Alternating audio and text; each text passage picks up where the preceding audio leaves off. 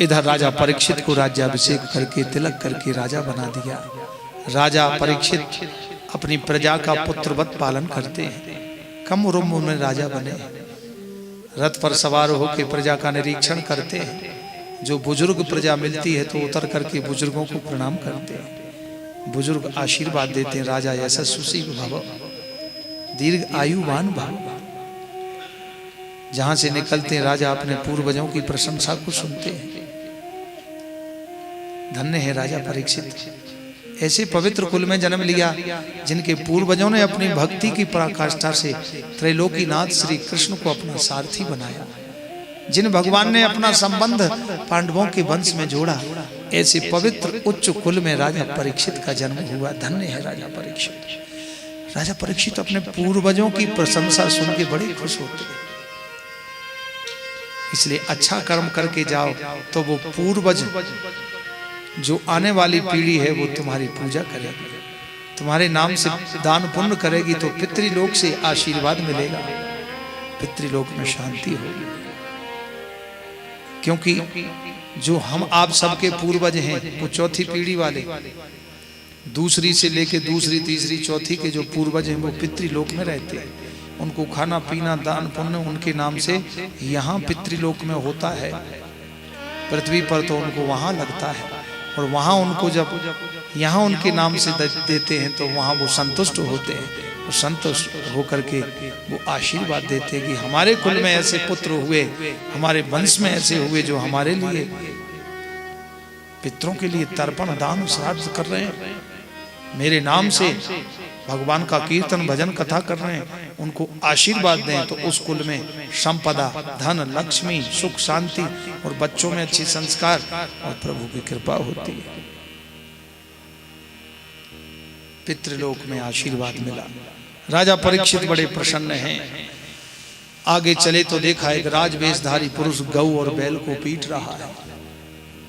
गौ माता को पीट रहा, बैल के 3 पैर काट दिए। राजा परीक्षित ने देखा, धनुष बाण निकाल करके और अनुसंधान किया और ललकारा, रे दुष्ट, कौन है मेरे राज्य में, निकल जाओ। गौ और बैल पर अत्याचार कर रहे हो, चाहे वो इंद्र ही क्यों ना हो, मैं अपने बाणों से उसको भुजाओं को काट दूंगा। वो कुल्हाड़ी लेके राजवेशधारी पुरुष साष्टांग लेट गया परीक्षित के रथ के सामने। त्राही माम, मेरी रक्षा करो। कौन है तू? महाराज मैं कलयुग हूं, निकल जाओ इस राज्य से,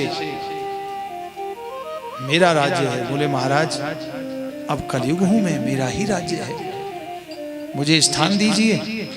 राजा परीक्षित ने कलयुग को 4 स्थान दिए।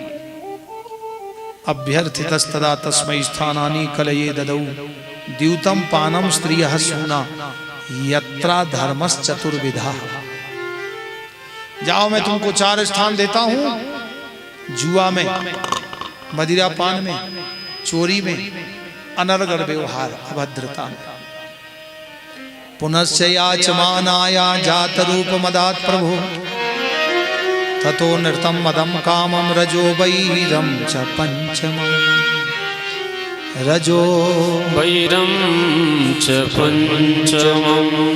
बोले महाराज ये 4 स्थान कम है, तो 5वां स्थान राजा परीक्षित ने कलयुग को अधर्म के सोने में निवास दिया। अधर्म का सोना कैसा? बंटवारे में ज्यादा ले लिया हो किसी ने,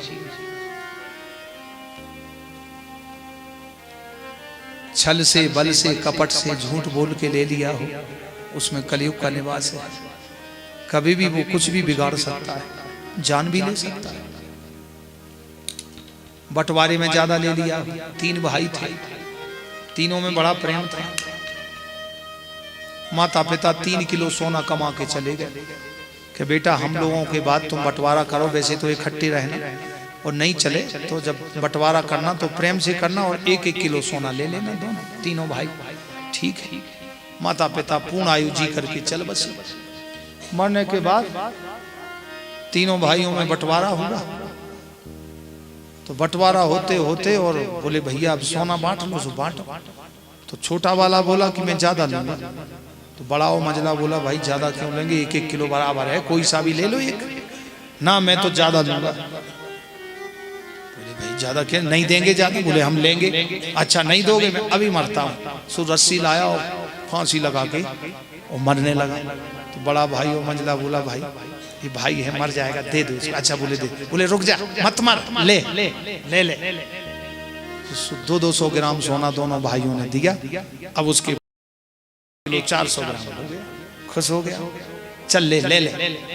ऐसे बंटवारे के धन में, सोने में भी अधर्म का सोना कहलाता है, उसमें कलयुग का निवास है।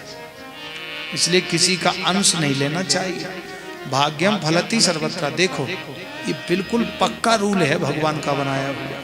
ये तो अज्ञान बस, लोभ और मोह बस के कारण व्यक्ति अपने गलत पथ पर चला जाता है, लेकिन भगवान का बनाया हुआ विधान ये बिल्कुल पक्का है, 101%। समय से पहले और भाग्य से अधिक ना किसी को मिला है, ना कभी मिलता है, ना मिलेगा। तो जब भाग्य में जो है वो तो मिलना ही है। आज नहीं मिलेगा, कल मिलेगा, परसों मिलेगा। तो हम झूठ कपट क्यों करें, अपयश और दूसरे की बद्दुआ क्यों लें? यही तो अविद्या का कारण